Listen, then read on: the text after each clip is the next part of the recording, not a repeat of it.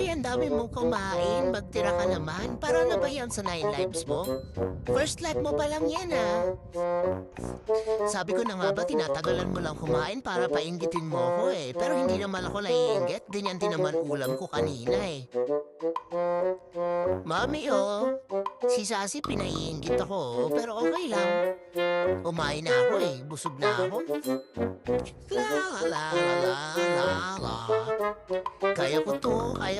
Sabi nga nila, fake it till you make it. Sige na, bumigay ka na. Bigyan mo lang ako ng pagkain. Hindi mo ba pwedeng i-diet, Mami? Magbuwak naman tayo mamaya, di ba? Yung kapitbahay nga natin, 10 taon na nakadiet. Wala namang nangyayari.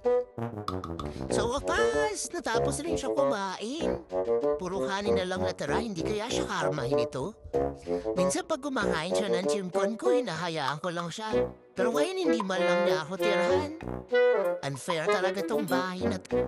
Pagpalitan lang siguro ako lang magulang.